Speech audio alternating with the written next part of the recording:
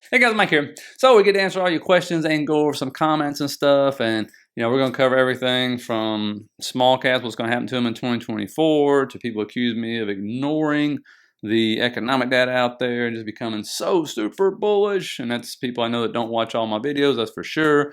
And then, of course, we'll talk about hedging, questions about that, and then some other things you guys brought up. And so I do, and feel free to participate in the comments, answer some of these questions. I always love the input, or ask more questions, okay? And so I do want to start off as usual by thanking anybody that puts a little extra love towards the channel. So I appreciate RN Trader, really appreciate you. Hope you have a great new year, okay? Now, if we look at this right here, the first question, do you still consider small caps that are down 70 to 90% overbought? Now, I love this question. And so when I say overbought, look, something can be down 70 or 90% and still be overbought. I mean, look, I'm just going to scroll through. I keep a list of Russell 2000 stocks. Look at these RSIs, right? I don't even have the moving averages in here. If I had the moving averages in here, you see them. Some of these are well overstretched because not every single stock on the Russell is a complete disaster. But look, it could be way down, but understand stocks don't go straight up, right? You have to stair step it up. I mean, look at these RSIs. Of course, some of these freaking things are overbought. Are you kidding me? And by the way, some of these stocks surprise you. When you look at these, that they aren't down 70, 90%. Some of these actually way up on the year. Okay, I understand there's a lot of pharma stocks in here, a lot of different regional banks, things like that. But when you look, I mean, over the last month and a half, or if you look at, these RSIs are stretched, and that's why they're finally starting to somewhat cool off. Which is why the only way this happens, when you see a move like that in IWM, it means stocks are getting overbought. That's the way it is. That means those RSIs are getting stretched. They're getting stretched away from those moving averages, which gives you the rubber band effect. And then you're going to get your pullbacks. Like, look at this one. Look at Coca-Cola Consolidated. Look at that thing. Look at that RSI. Look at this stock. Good Lord. It's a straight up ladder, right? And again, there's 2,000 stocks you can go through. But I mean, again, a lot of people don't know this was on there. But I'm just saying, a lot of these are stretched. That's what that means. So something can still be down 70%. Doesn't mean it's not overbought on the daily and maybe even the weekly for that matter. But that's the only way. The Russell especially are... IMC or IWC, excuse me, which is the smallest 1,000 stocks on IWM, is going to make a move like that. That's just the way it is. Okay, so that's what I mean when I say overbought. So yes, some can be down 70, 90%, still be overbought, consolidates down, moves back up and overbought, consolidates down, moves back. That's how it works. That's how stocks move. Okay, so that's what I mean. Now, next question. If the large caps in the Dow, NASDAQ, and S&P 500 constrict in value, will that cause the Russell 2000 to constrict as well? On this one, I'm going to guess your question, when you talk about value, you're talking about when earnings comes out and you're talking about fundamentals, or are we just talking about the stock values themselves? And looking at both of them, if you're talking about actually the value, right? So we're talking about fundamentals here and actually them meaning something. Then if you're talking about earnings, if the Mag7 or the big boys start to have a problem, like say Apple, Microsoft, NVIDIA, these kind of stocks start having a problem in earnings, right, and their value goes down, then yeah, small caps are in deep trouble for sure. Okay, because if the hedge funds start to look at actually value of these, the actual overall value of them, and look at fundamentals, then yeah, small caps aren't going to be favorable. That's for sure, because they're going to be much more risk. All right, if the big boys are having trouble, the small boys are having way more trouble.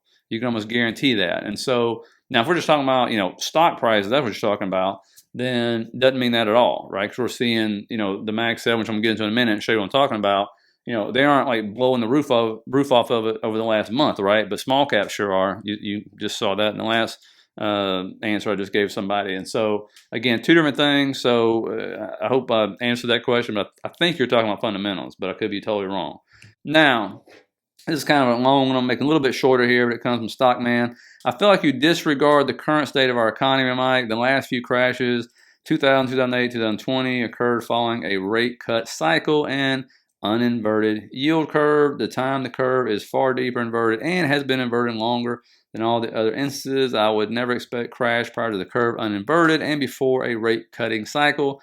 They always follow those events, which means we have a very high probability of this happening.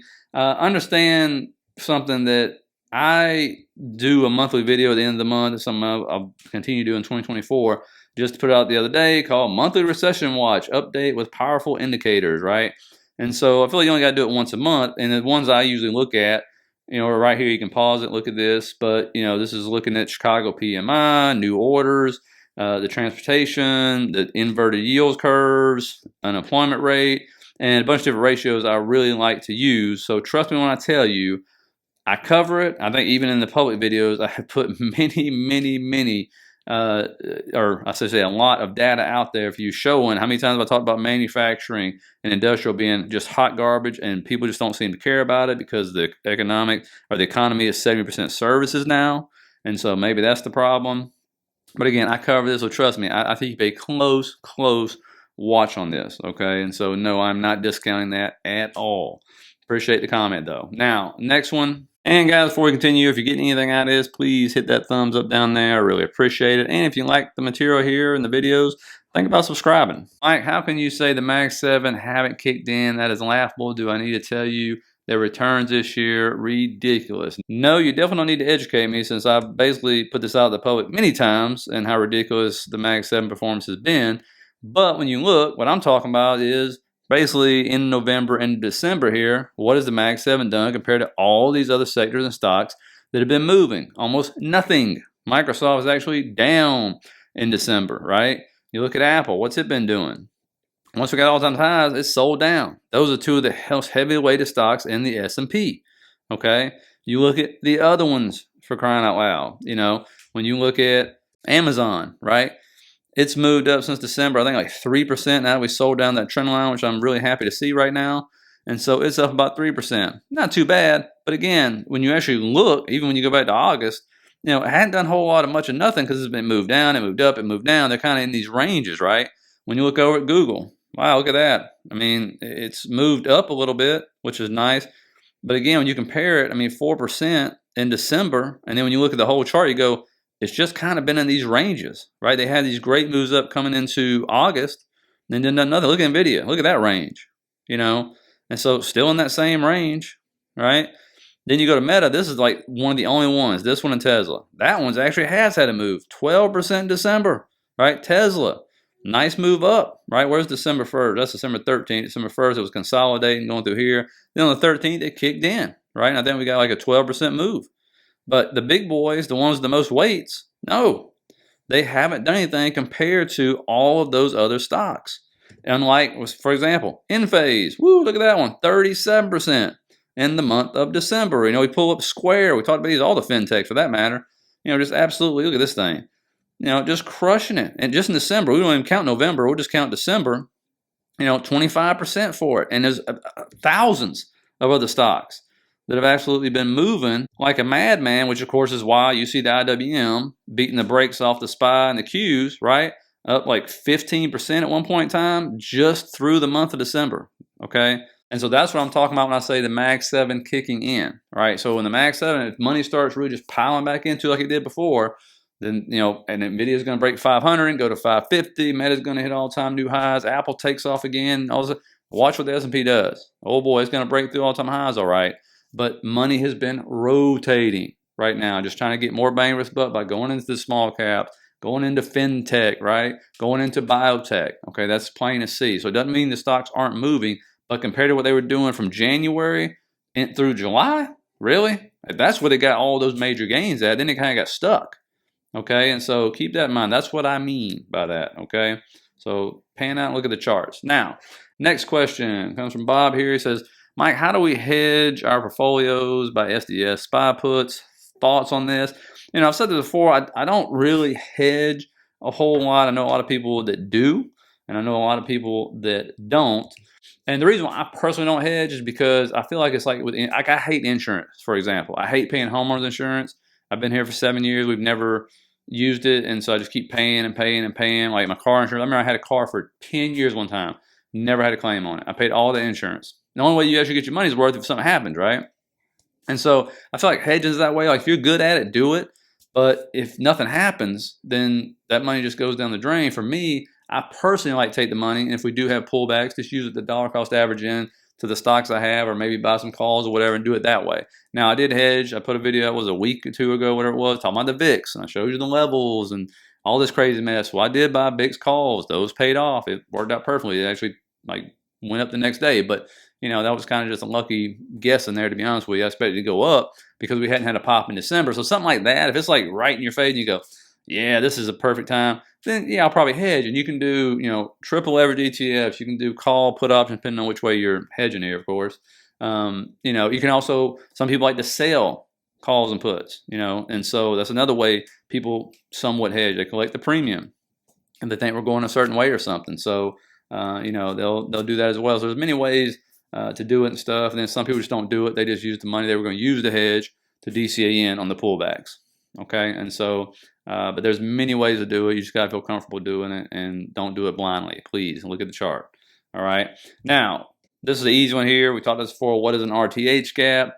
Very simple here. Tesla is one of the best examples of this. All it is when the opening price is ahead or above greater than the closing price was. It will leave a gap right there. Tesla's famous for gapping and then filling the gap. Okay. Again, you can go back on this thing many, many, many times over, and you will see this right here. And so this one hadn't filled actually right here. That's actually a 4-hour fair value gap. There's also an RTH gap right there that still hasn't filled below. That don't mean they have to fill. They don't all have to fill, by the way. And so, again, you can see so many gaps in here. All those fill, right? It's pretty famous for doing that. And RTH is just regular trading hours. If I switch to ETH, you get to see pre-market. See the hours there, 3:30, 4:30, 5:30 a.m. And so, and this is RTH. So if you're on ETH, you won't see them, right? Because they won't have the closing price and the opening price.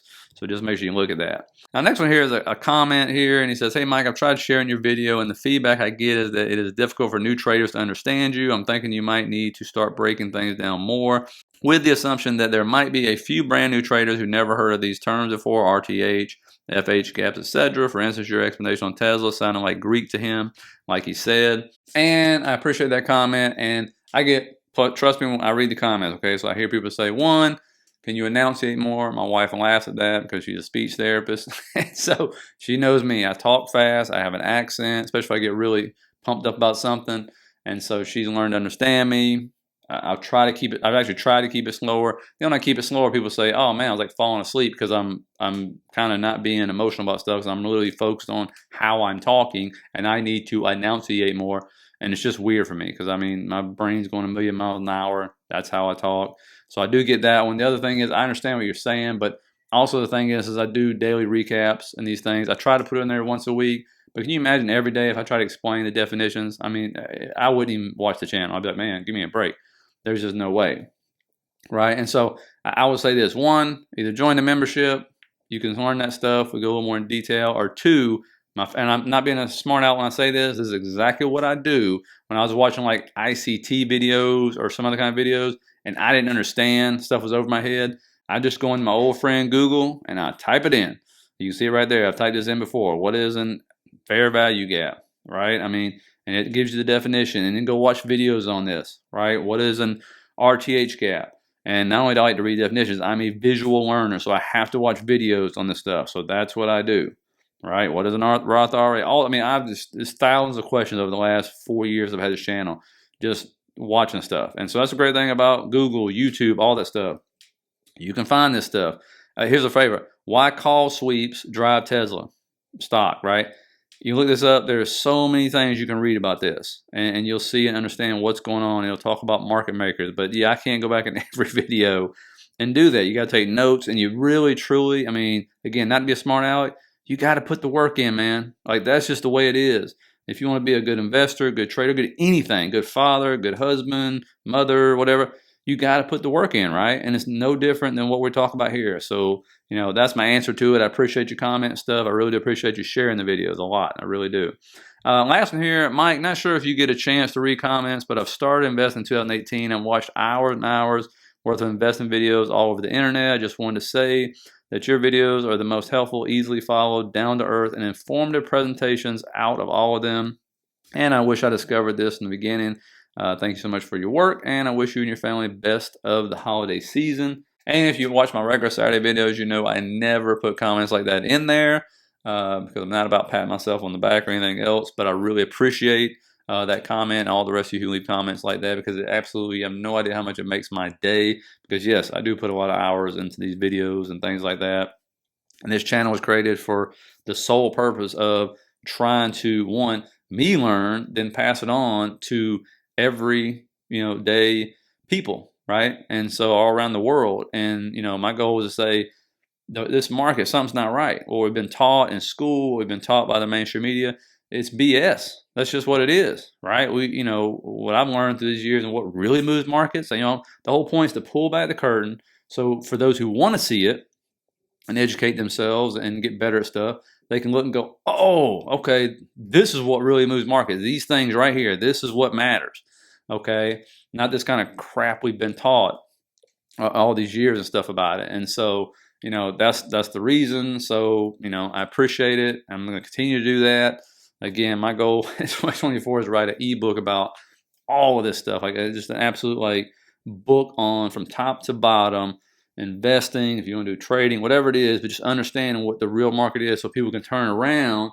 And this is my whole goal for me, is to actually pass on to my son, the next generation, to help them not have to fall into the traps that we all fell into, right? Because we were just basically lied to all these years. And that's the truth. That's how I feel about it, right? It's not a conspiracy theory. It's the freaking truth.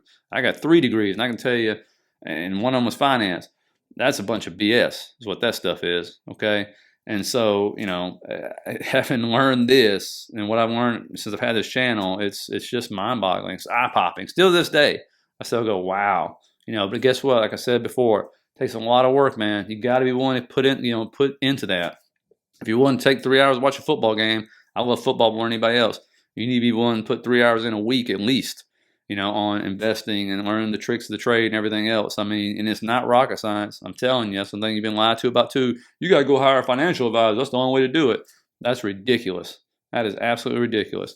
It is not like that. Now, I'm not telling you not to do that. Do that if you need to. I'm just saying, if you want to put the work in, you don't need it. I guarantee you the comments are going to light up with people saying, I'm right on that. There'll be some people that crucify me for saying that. But I'm just saying, you can do the work. There's plenty of stuff on YouTube and paid memberships you can get somewhere and whatever else that are cheap to learn this stuff. So, please put the work in. I really appreciate all you guys. Without you, the channel doesn't exist. Again, I always tell everybody the channel is yours, not mine. So whatever you want to see on it, that's what I try to do. That's why this Saturday video came out, because people kept talking about it. And I was like, I really like my Saturdays off. And so I'll tell you a secret I do. If you ain't noticed, it's always the same shirt on Fridays and Saturdays video, because I record them back to back, because I do want to take one full day off. And so I enjoy doing that. So anyway, hope you guys got something out of it. Please have a safe and happy new year, bringing 2024 the right way. Again, there won't be a Sunday video because the market's closed on Monday, but it'll be out Monday night for you, okay? To set up the week, and hopefully we'll get some regular volume back in the market and see which direction we're going, okay? Have a great one, guys.